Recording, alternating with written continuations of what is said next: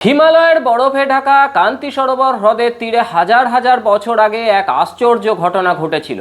চারিদিকে ছিল গভীর নীরবতা, আর সেই নীরবতার মধ্যে একা বসেছিলেন এক জটাধারী পুরুষ।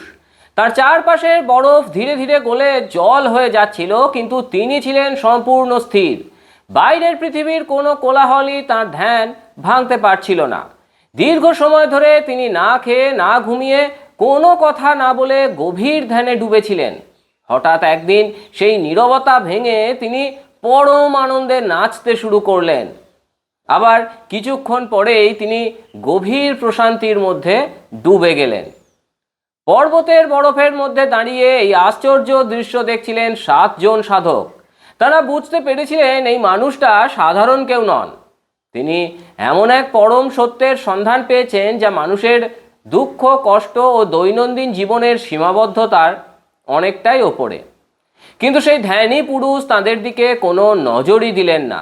দীর্ঘ 84 বছর ধরে তিনি ওই 7 জন সাধকের পরীক্ষা নেন। তিনি দেখতে চেয়েছিলেন তারা সত্যি এই জ্ঞান গ্রহণের জন্য প্রস্তুত কিনা। অবশেষে যখন তাদের প্রস্তুতি সম্পূর্ণ হলো, তখন সেই জটাধারী পুরুষ প্রথমবার তাদের সামনে কথা বললেন। সেই মুহূর্ত থেকেই শুরু হয় এক অসাধারণ জ্ঞানধারার যাত্রা। ভগবান শিব কোনো পৌরাণিক বা কাল্পনিক চরিত্র নন, সে নিয়েই আমাদের ভিডিও। শেষ পর্যন্ত দেখুন, কমেন্ট করে জানান নিজেদের মতামত। নমস্কার, আমি শুভ্র চট্টোপাধ্যায়, আর আপনারা দেখছেন মাধ্যম। আজ আমরা যাকে শিব বা মহাদেব নামে পুজো করি, সদ্গুরুর ব্যাখ্যায় তিনি কোনো পৌরাণিক দেবতা নন, তিনি ছিলেন প্রথম যোগী বা আদি যোগী। আর মানব জাতিকে প্রথম যোগের জ্ঞান দেওয়ার কারণে তাকেই বলা হয় আদি গুরু। আদি যোগী যখন কান্তি সরোবরের তীরে প্রথমবার কথা বলেছিলেন, তখন তিনি কোনো ধর্মীয় নিয়ম বা নির্দিষ্ট পুজোর পদ্ধতি শেখাননি। তিনি মানুষের নিজের শরীর, মন এবং চেতনার শক্তি সম্পর্কে শিক্ষা দিয়েছিলেন। তার মতে মানুষ শুধু তার জন্মগত শরীর ও মনের সীমার মধ্যে আটকে থাকতে বাধ্য নয়, মানুষের নিজের মধ্যেই রয়েছে অসীম সম্ভাবনা। সঠিক পদ্ধতি অনুসরণ করলে একজন মানুষ নিজের জীবনকে নিজের মতো করে গড়ে তুলতে পারে। আদি যোগীর দেওয়া এই জ্ঞানকেই বলা হয় যোগ বিজ্ঞান। সেই 7 জন সাধক পরবর্তীকালে সপ্তর্ষি নামে পরিচিত হন। তারা এই জ্ঞান পৃথিবীর বিভিন্ন প্রান্তে ছড়িয়ে দেন। আদি যোগীর এই 7 শিষ্য ছিলেন অগস্ত্য, অত্রি, অঙ্গিরস, ভৃগু, গৌতম, বশিষ্ঠ এবং কাশ্যপ।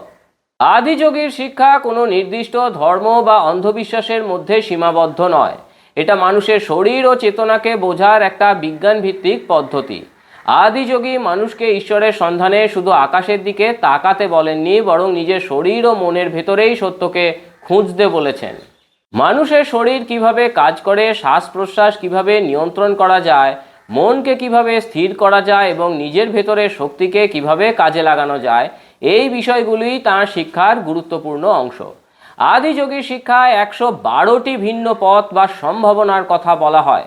এই পথগুলোর মাধ্যমে মানুষ নিজের শরীর, মন এবং চেতনাকে আরও গভীরভাবে বুঝতে পারে। এই 112টি পথকেই মানুষের মুক্তি বা মোক্ষের দিকে এগিয়ে যাওয়ার গুরুত্বপূর্ণ উপায় হিসাবে ব্যাখ্যা করা হয়। সাধারণভাবে আমরা যখন কোনো দেবতার কথা ভাবি, তখন মনে করি তিনি হয়তো বাইরে থেকে আমাদের ভাগ্য নিয়ন্ত্রণ করছেন। কিন্তু আদিযোগীর শিক্ষা ছিল সম্পূর্ণভাবে আলাদা।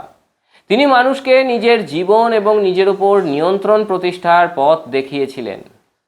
তাঁর দর্শনে মানুষের সুখ ও দুঃখের সঙ্গে তার শরীর, মন এবং ভেতরের অবস্থার গভীর সম্পর্ক রয়েছে।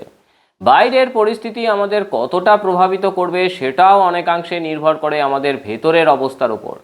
একজন মানুষ যদি নিজের শরীর ও মনকে সঠিকভাবে নিয়ন্ত্রণ করতে শেখে, তাহলে তার জীবনে বড় পরিবর্তন আসতে পারে। সে আরও শান্ত, সচেতন এবং আনন্দময় জীবনযাপন করতে পারে।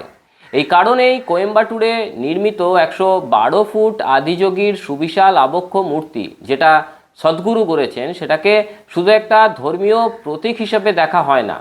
এটা মানুষের সামনে থাকা 112 রকমের সম্ভাবনারও একটা প্রতীক রূপে মনে করা হয়। হাজার হাজার বছর আগে হিমালয়ের নির্জন পরিবেশে বসে থাকা সেই আদিযোগী যেন মানুষকে একটা কথাই বুঝিয়েছিলেন, মানুষ শুধু রক্ত মাংসের শরীর নয়, তার ভিতরে রয়েছে অসীম সম্ভাবনা। নিজের শরীর, মন ও চেতনাকে সঠিকভাবে ব্যবহার করতে পারলে একজন মানুষ নিজের জীবনে গভীর পরিবর্তন আনতে পারে। আদিযোগীর এই জীবন বদলে দেওয়ার মতো দর্শন যদি আপনার মনেও প্রশ্ন জাগায় এবং জীবনের গভীর সত্য ও চেতনাকে জানার আগ্রহ তৈরি করে, তাহলে আজই আমাদের চ্যানেলটি সাবস্ক্রাইব করুন, পাশাপাশি বেল আইকনটি প্রেস করে আমাদের ডিজিটাল পরিবারের সঙ্গে যুক্ত হন। আদিযোগী এবং প্রাচীন ভারতীয় জ্ঞান বিজ্ঞানের এমন আরও অজানা ও রোমাঞ্চকর তথ্য জানতে ভিডিওটি আপনার বন্ধু এবং প্রিয়জনদের সঙ্গে শেয়ার করুন। মানুষের ভেতরের অসীম সম্ভাবনার এই বার্তা নতুন প্রজন্মের কাছে পৌঁছে দেওয়ার যাত্রায় আপনিও আমাদের সঙ্গে সামিল হন।